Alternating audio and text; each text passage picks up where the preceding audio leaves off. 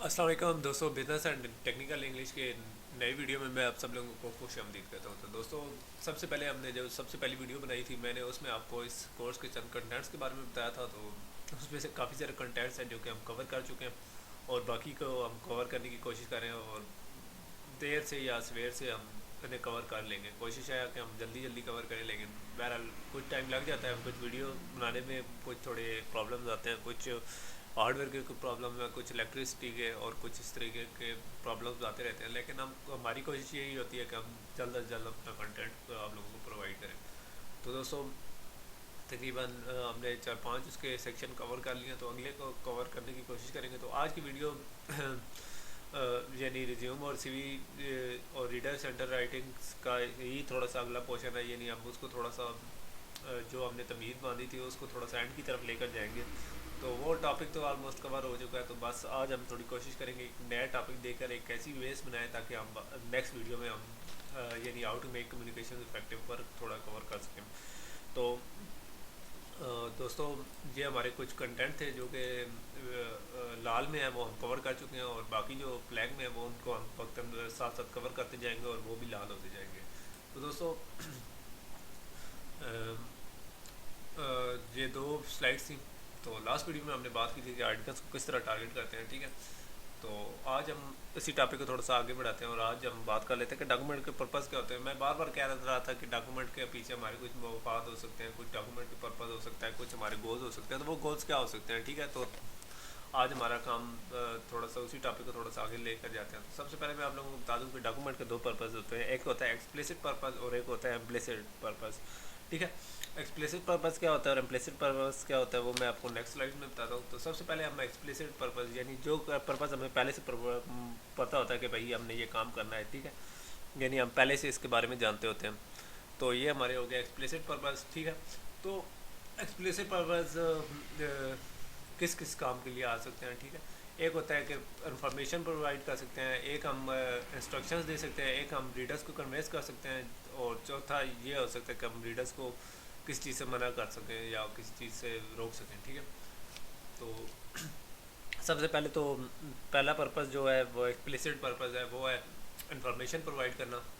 तो वो हमारा लिटरेचर में भी हो सकता है, रिव्यू में भी हो सकता है, स्पेसिफिकेशन वगैरह में भी हो सकता है। तो इन डॉक्यूमेंट्स में उसका पूरे डॉक्यूमेंट का शुरू में एक बैकग्राउंड होता है, उसके बाद थ्योरी होती है, उसके बाद मटेरियल होता है, एंड पे जो हमने तजर्बा या जो कुछ किया होता है उसके रिजल्ट्स होते हैं और एंड पर कुछ टेबल्स वगैरह होते हैं जो कि लोगों को अंडरस्टैंडिंग के लिए यूज़ होते हैं, ठीक है। तो जो दूसरा पर्पज़ है वो है इंस्ट्रक्शन प्रोवाइड करना।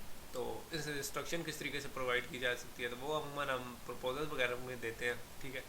तो प्रपोजल में कौन कौन सी चीज़ें होती हैं, वो हमारे प्रोसीजर्स हो सकते हैं, वर्क प्लान हो सकते हैं, ठीक है। तो उसके बाद है जी जो तीसरा है वो है परसुएट रीडर्स है, ठीक है। तो वो अमूमन हमारे ये होते हैं कि उसमें हमारे रीडर्स को हम कन्वेंस करते हैं, ठीक है।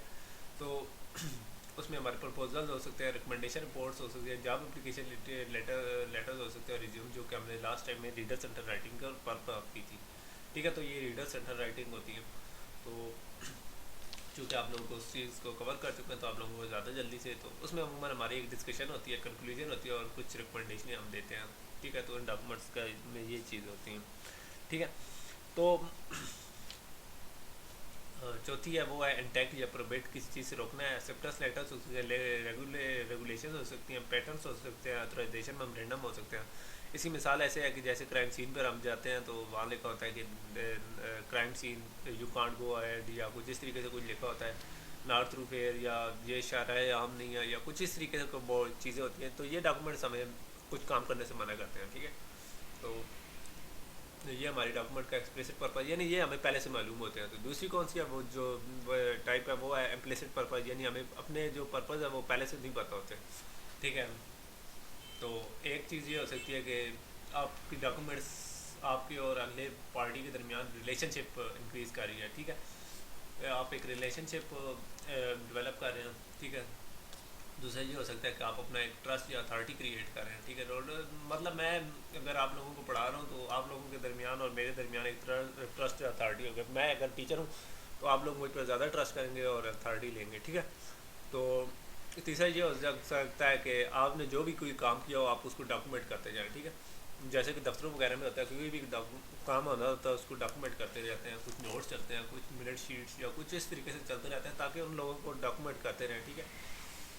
या हिस्ट्री शीट वगैरह जो भी होता है वो बनाते हैं, तो इस तरीके से रिकॉर्ड मेंटेन होता है, ठीक है। ये रिकॉर्ड के लिए ज़रूरी है। जैसे कोई प्रोजेक्ट है तो उसके project plan, observation, suggestion, objection, actions, ठीक है, एक्सपेरिमेंट्स, जो प्रोसीजर वगैरह है वो सारा कुछ डॉक्यूमेंट कर देते हैं ताकि बाद में लोगों के लिए कोई परेशानी ना हो। या बाद में हमें अगर किसी मौके पर हमें कुछ रिव्यू करना पड़ जाए तो हम बजाय लोगों से पता करने के हम उस डॉक्यूमेंटेशन को जांच कर हम कर सकते हैं। और लोगों को भी याददाश्त इतनी तेज़ नहीं होती, लोग भी अपने डॉक्यूमेंट्स को यूज़ करते हैं।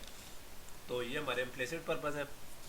तो दोस्तों इस वीडियो के साथ ही मैं आप लोगों से इजाज़त चाहता हूँ। नेक्स्ट वीडियो में हम अपने नेक्स्ट टॉपिक यानी कम्युनिकेशन को किस तरीके से इफेक्टिव बनाते हैं उस पर बात करेंगे। तो तब तक इजाज़त चाहता हूँ। अल्लाह हाफ़िज़।